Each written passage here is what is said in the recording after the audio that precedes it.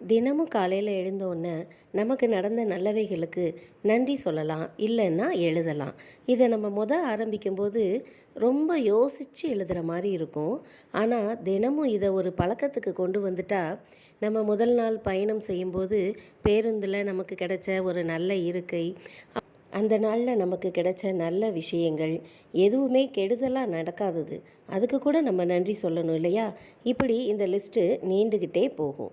நன்றி உணர்வோடு இருக்கிறதுல இன்னொரு நல்ல விஷயம் பார்த்திங்கன்னா, அப்போ தான் நமக்கு கிடைச்ச நல்லவைகளை பற்றி நம்ம யோசிக்க ஆரம்பிச்சிருப்போம். அது வரைக்கும் சின்ன சின்ன விஷயமாக நம்ம நினச்சிட்டு இருந்த ஒவ்வொரு விஷயமுமே எவ்வளவு பெரிய நன்மைகளை நமக்கு கொடுத்துருக்கு, அது நடக்கலைன்னா நம்ம எவ்வளோ கஷ்டப்பட்டிருப்போம் அப்படின்னெல்லாம் நம்மளால் யோசிக்க முடியும்.